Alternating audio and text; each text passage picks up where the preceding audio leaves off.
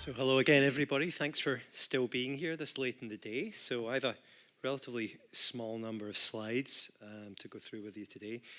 Disclosure, I'm also a member of the Technology Appraisal Committee of NICE, as is Andrea Manca, who's in the audience as well. So some of the context for this work, of course, is, you know, I'm preaching to the choir to some extent. Everyone's aware that there's been a lot of powerful drivers, some real progress, I think, in recent years that Iain referred to, but still a great deal of heterogeneity across Europe and also by comparison with the US, and variable quality in terms of the product offerings. So what I'm going to do is give, at a very high level, talk you through what the kind of stuff that's in the EPEMED report, which is kind of a 53-page report with a lot of detail about individual markets and the kind of paradigms in each market. It's a very high level. I can't really do full justice to that. And I'm also just a member of the Oversight Committee. Other members are in the audience here, and the lead authors were Charite, so I'm having the privilege of presenting it, but wasn't certainly the sole author by any stretch.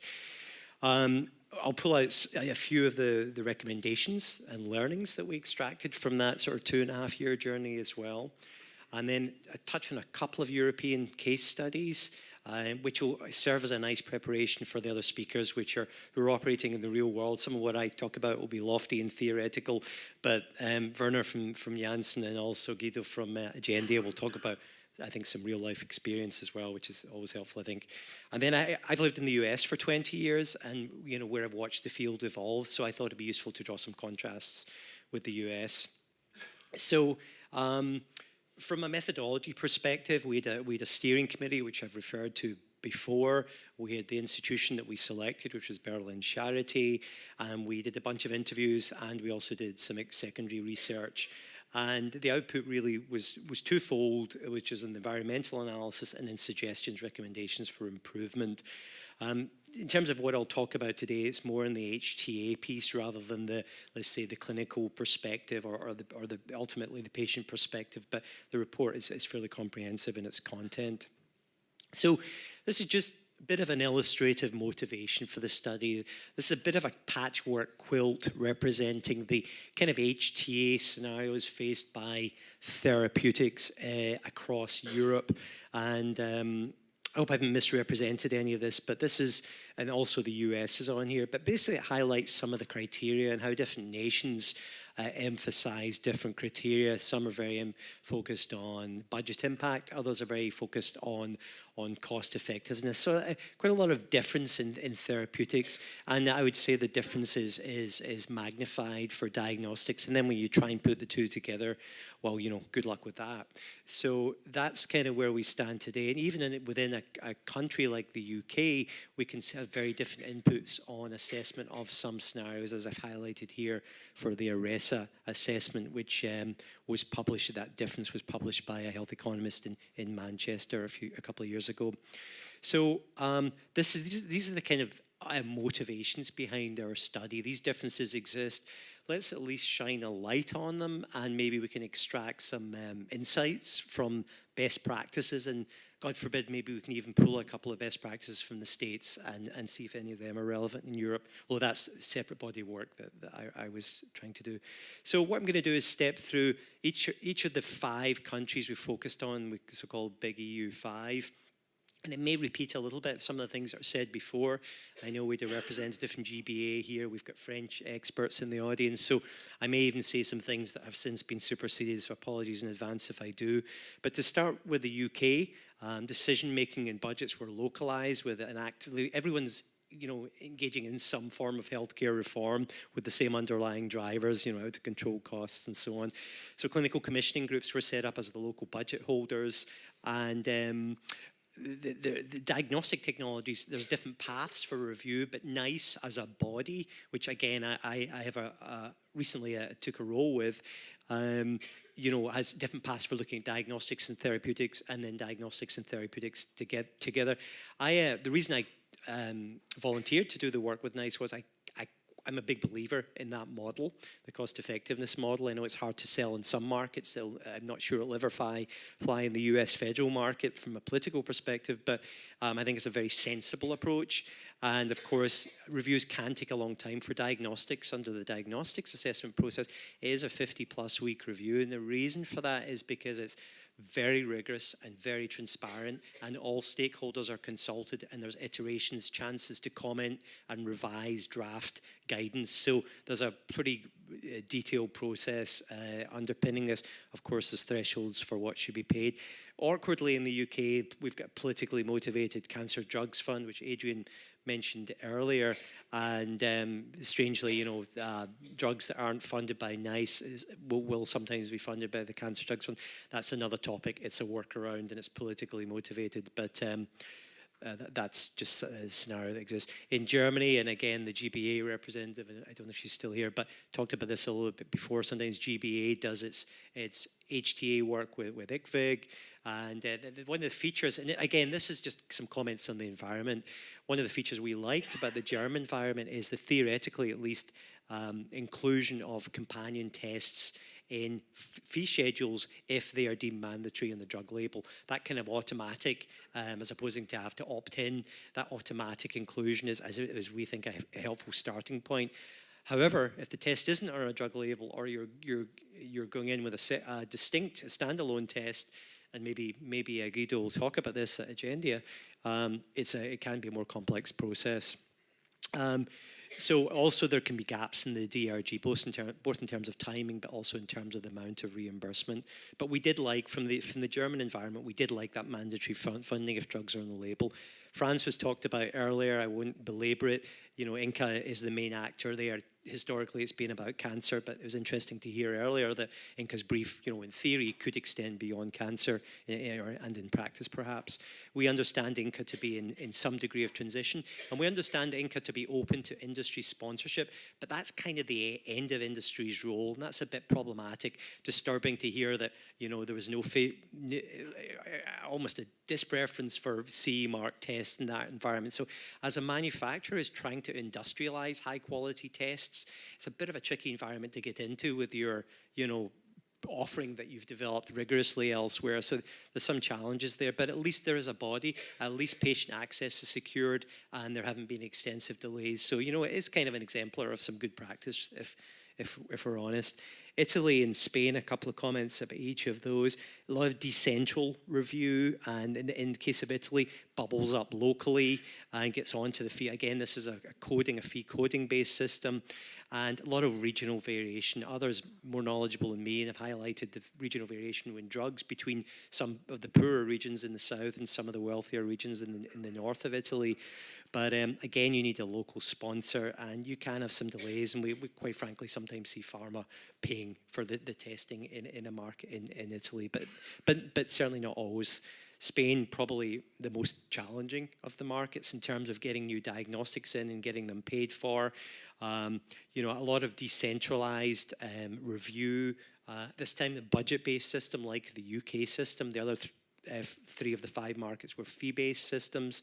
Sometimes fee-based systems are good because you can kind of shoehorn a test in under a code that can be applied generically for other things. There's pluses and minuses of that, of course, but in Spain it's budget-based like the UK. Again, it's a lot of work is done regionally, and pharma ends up paying for not all, but many of the companion tests. So you need this kind of workaround business model, as we found through our stakeholder interviews in Spain. So if we were to pull out some of the, let's say, some of the best practices across Europe from this report, and again, there's a lot more detail on this in the actual report. I'm kind of rushing through this today, but one comment would be kind of Europe-wide is, EMA will recommend that a validated test be used with a drug, for example. Again, we were just looking at companion tests. We weren't thinking about sequencing here. The US will be very prescriptive, very specific about the test they're recommending. In the EU and the EMA label, the reference will be made to a validated test. We thought it would be very helpful if the validation criteria, be the accreditation or otherwise, were specified. Wouldn't need to be a product, wouldn't need to be CE marked, but might need to meet certain criteria. We think that's very important. That goes to the second point, the variability in the quality. And we thought accreditation with its built-in EQA, external quality assessment, we thought there was evidence of that raising the bar, and it can, to some extent, levels the playing field between products and services as well. And so that can be a way to reconcile business model differences as well.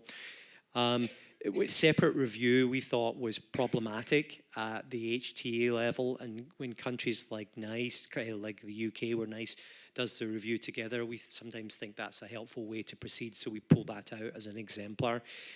It was also difficult, quite frankly, and this comes up in budget-based systems like Spain, like the UK, where funding is decoupled for drugs and diagnostics, so you can get a delay while the old way of doing things works its way out of the system. Clearly be desirable if there was kind of funding for those gap periods, something we recommend and we can advocate for as we go out and talk about this in the community, but we're not obviously in a position to solve the problem ourselves. We don't see that many managed entry schemes in many of the markets. We see a lot of them for therapeutics only in Italy.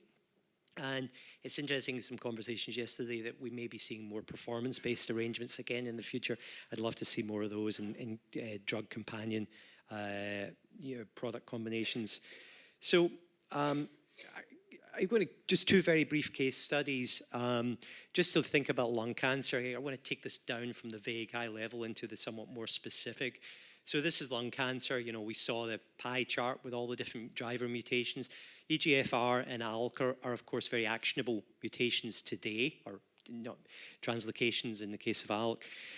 And so what's happened? How has access proceeded? We're quite a few years into EGFR. ALK is a newer scenario.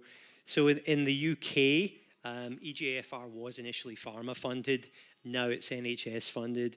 ALK is pharma funded, and the reason for that is it's funded by Pfizer. The reason for that is there's a structural funding gap for ALK in that when something hasn't received a nod from NICE, and may go the route of the Cancer Drugs Fund, there can be a period when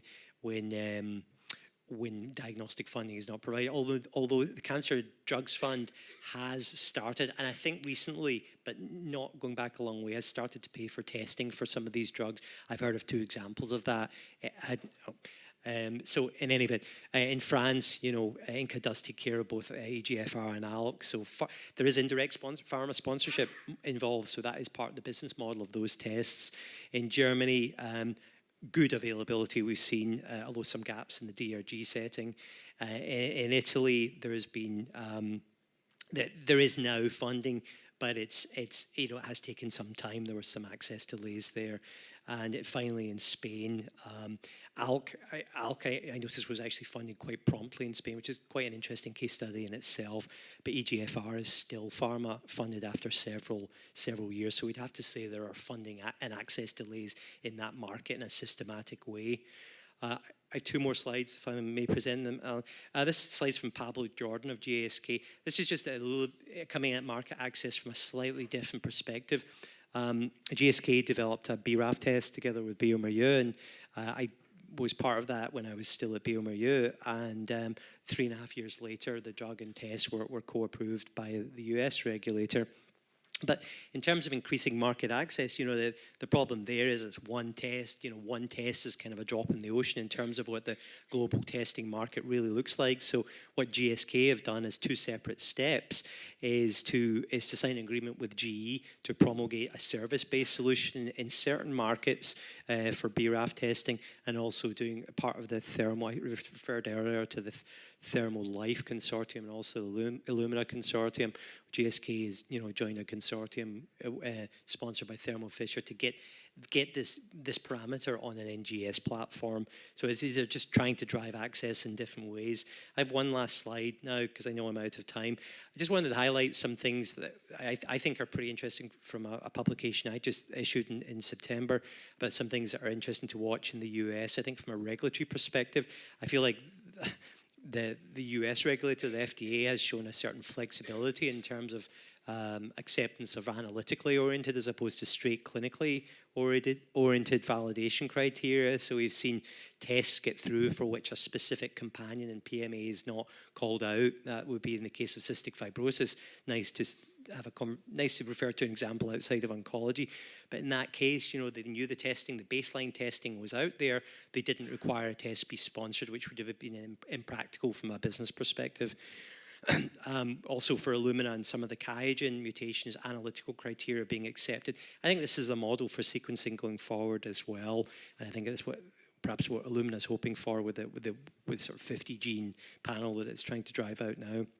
We've seen some good examples with HER2 over the years of HER2 with external quality assurance as part of the HER2 testing paradigm.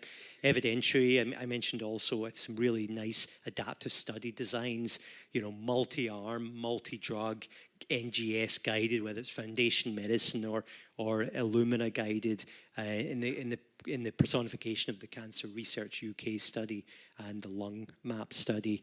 And finally, there are very limited, but some examples of payers paying more for a good test, a test with a fatter evidence package. And Palmetto's led the way on that. And you can disagree or not whether CMS coverage with evidence development is a good thing. I personally think it is. Anything that allows a test to get out and evolve its evidence in the real world, I think has to be a good thing. I think there are some examples you can draw from the US, including the Actionable Genome Consortium, in terms of some business model innovation as well. So I'm going to stop there with an acknowledgement to the people who worked on the Charity and EPEMED report. We had some major sponsorship from Janssen, from GSK, and also from Boston Healthcare Associates. And of course, they were represented on the steering committee listed here. And so thank you to them and for everyone else who's involved. Thank you.